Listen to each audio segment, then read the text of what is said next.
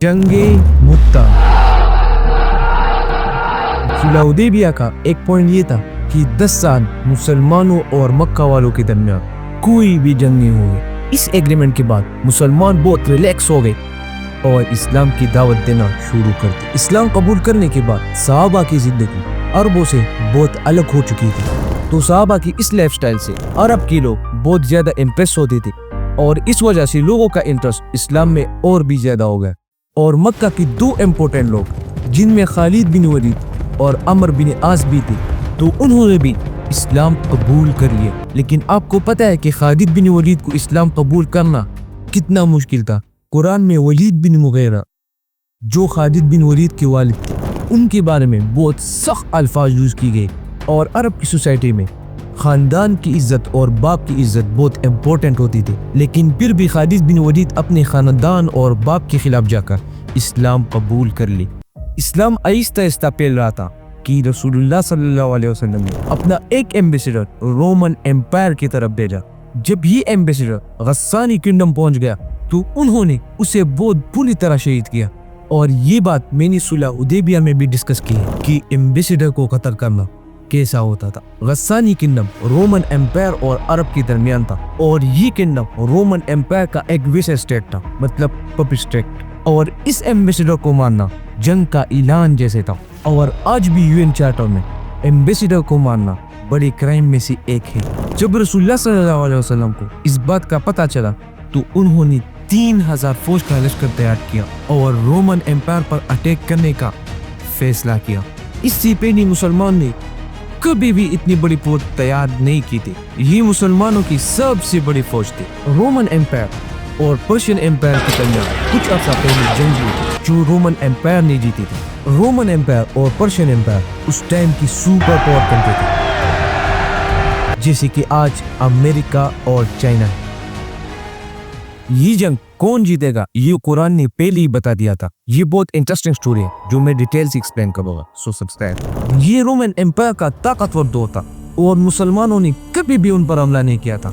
जब अरब वालों को पता चला कि मुसलमान रोमन एम्पायर पर हमला करने वाले हैं और वो भी सिर्फ 3000 फौज के साथ, तो वो मजाक उड़ाने लगे। उन्होंने कहा कि इस 3000 में से एक भी बंदा वापस जिंदा नहीं आएगा और रोमन एम्पायर इसके बाद मदीना पर हमला करेगी और मुसलमानों को खत्म कर देगा। तो रसूलुल्लाह सल्लल्लाहु अलैहि वसल्लम ने इस लश्कर का लीडर ज़ैद बिन हारिसा को बनाया और सहाबा को कहा कि अगर ज़ैद रज़ियल्लाहु अन्हु शहीद हो जाए तो आपका नेक्स्ट लीडर जाफर बिन अबी तालिब होगी। जाफर बिन अबी तालिब अली रज़ियल्लाहु अन्हु की भाई थी और अगर वो भी शहीद हो जाए तो आपका नेक्स्ट लीडर अब्दुल्ला बिन रवाहा होगी। और ये भी कहा कि जहाँ एम्बेसडर को शहीद किया गया था उस जगह पर जाओ और उन लोगों को इस्लाम की दावत दो, और अगर वो इस्लाम कबूल ना करे तो फिर उनसे लड़ाई करो। और ये हुक्म भी दिया कि बच्चों, औरतों, बूढ़ों को किसी भी सूरत नुकसान नहीं पहुंचाना और दरख्तों को भी नहीं काटना। जब ज़ैद रज़ियल्लाहु अन्हु मदीना से लश्कर लेकर रवाना हुई कि रोमन एम्पायर 2 लाख फौज लेकर मुसलमानों की तरफ आ रहा है, 2 लाख वर्सेस 3000 फौज का मुकाबला करना तो इम्पॉसिबल था। कुछ हिस्टोरियंस कहते कि फौज 2 लाख से कम थी, लेकिन इस बात पर सब मुत्तफ़िक़ है कि रोमन एम्पायर बहुत ज्यादा थी। मुसलमानों की एक ग्रुप ने सोचा कि हमें मदीना से और फौज का इंतजार करना चाहिए, लेकिन मुसलमानों की एक लीडर अब्दुल्ला बिन रवाहा ने कहा या तो हम जंग जीतेंगे और या शहीद होंगे, जंग छोड़कर जाना कोई ऑप्शन नहीं। लेकिन मुसलमानों ने यहाँ एक अच्छा प्लान बनाया। उन्होंने वो जगह छोड़ ली जहाँ लड़ाई होनी थी और मुत्ता की 2 पहाड़ों के दरमियान रुक गई। और इसका फायदा ये था कि अगर ये 2 पहाड़ ना होते तो रोमन की फौज मुसलमानों को चारों तरफ से घेर लेते और मुसलमानों को इजी खत्म कर सकते। लेकिन यह रोमन एम्पायर की फौज बहुत ज्यादा स्ट्रेच नहीं हो सकती थी, तो दोनों फौज ने हमला किया और लड़ाई शुरू हो गई। ज़ैद बिन हारिसा ने मुसलमानों का झंडा उठाया और लड़ाई की, लेकिन वो शहीद हो गए। तो रसूलुल्लाह सल्लल्लाहु अलैहि वसल्लम के आर्डर के मुताबिक जाफर बिन अबी तालिब ने झंडा उठाया और लड़ने लगे। वो हाथ में झंडा था, वो हाथ काट दिया गया। उन्होंने दूसरे हाथ में झंडा उठाया, लेकिन वो हाथ भी काट दिया गया और जाफर रज़ियल्लाहु अन्हु शहीद हो गए। जंग के बाद उनके जिस्म पर तलवार की 50 निशान मिले, लेकिन सारे फ्रंट पर लगी हुई। उसके बाद अब्दुल्ला बिन रवाहा ने झंडा उठाया, लेकिन उन्होंने भी सख्त लड़ाई की और बाद में वो भी शहीद हो गए।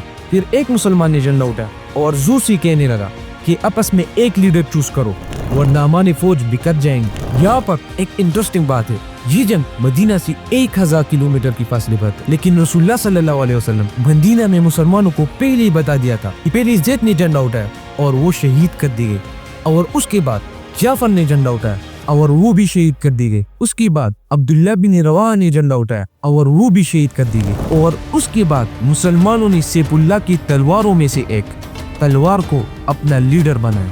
खालिद बिन वलीद उस टाइम एक आम सिपाही की तरह लड़ रहे थे और लड़ाई के दरमियान उनकी 9 तलवार टूट चुकी थी और ये मुसलमानों की तरफ से उनकी पहली जंग थी। विदाउट एनी डाउट मुसलमानों ने खालिद बिन वलीद को अपना लीडर और जनरल बना दिया। खालिद बिन वलीद रज़ियल्लाहु अन्हु को पता था कि रोमन एम्पायर को इस जंग में हराना इम्पॉसिबल है। अगर मुसलमान पीछे हट जाए तो रोमन एम्पायर उनको कमजोर समझकर मदीना पर हमला कर सकते। इसलिए मुसलमानों को एक ऐसी गेम खेलनी थी कि मुसलमान वापस भी जाए और रोमन एम्पायर उन पर हमला भी ना कर। उस रात खालिद बिन वलीद रज़ियल्लाहु अन्हु ने फौज को रीशफल किया, पीछे वाले को आगे किया और लेफ्ट वालों को राइट पर ले आए। अगली दिन जब जंग शुरू हुई तो पहाड़ों से धुआं उठने लगा और कुछ आवाजें आनी शुरू हो गई। तो रोमन्स को लगा कि मदीना से मुसलमानों की मदद के लिए एक बड़ी फौज पहुंच चुकी है। इस तरह मुसलमान एक ऑर्गेनाइज और प्लान तरीके से जंग से पीछे हटने लगे। सिचुएशन ऐसा था कि रोमन एम्पायर को लग रहा था कि मुसलमान उसे ट्रैप करना चाहते हैं। इस वजह से रोमन एम्पायर ने मुसलमानों का पीछा नहीं किया और मुसलमान वहां से सेफली पीछे हटकर मदीना पहुंच गए और इस जंग में मुसलमानों को बहुत कम नुकसान हो। मदीना वालों ने कहा कि ये लोग जंग से भाग कर आए हैं, लेकिन रसूलुल्लाह सल्लल्लाहु अलैहि वसल्लम ने फरमाया ये भाग कर नहीं आए, ये हमारी मदद लेने के लिए आए और फरमाया कि बहुत जल्द हम रोम पर दोबारा हमला करेंगे। ये जंग रोमन एम्पायर और मुसलमानों के दरमियान थी, लेकिन पूरा अरब इस जंग को गौर से देख रहा था क्योंकि मुसलमानों ने पहली बार सुपर पावर रोमन एम्पायर की ताकत को चैलेंज किया था। जब सबने देखा कि मुसलमानों को 3000 फौज 2 लाख फौज से लड़कर वापस भी आ गई तो ये उनके लिए इम्पॉसिबल था। इससे बाकी अरब कबीलों के दिलों में मुसलमानों के लिए इज्जत पैदा हो गई और वो कबीले जो बदर, ऊद, खंदक में मुसलमानों के खिलाफ थे, जंगी मुत्ता के बाद इस्लाम में दाखिल होने इसी तरह ये छोटा रियासत आहिस्ता आहिस्ता पहनने लगी। कुछ हिस्टोरियंस कहते कि रोमन एम्पायर इस जंग से इसलिए पीछे हटे कि उससे पहले रोमन एम्पायर और पर्शियन के दरमियान एक जंग हो चुकी थी जिससे रोमन्स कमजोर हो चुके थे, लेकिन उस टाइम कुरान की सूरह रूम में कहा गया था कि ये जंग रोमन्स एम्पायर जीतेंगे। ये बहुत इंटरेस्टिंग स्टोरी है, डिटेल के साथ एक्सप्लेन करूंगा, तो सब्सक्राइब करें।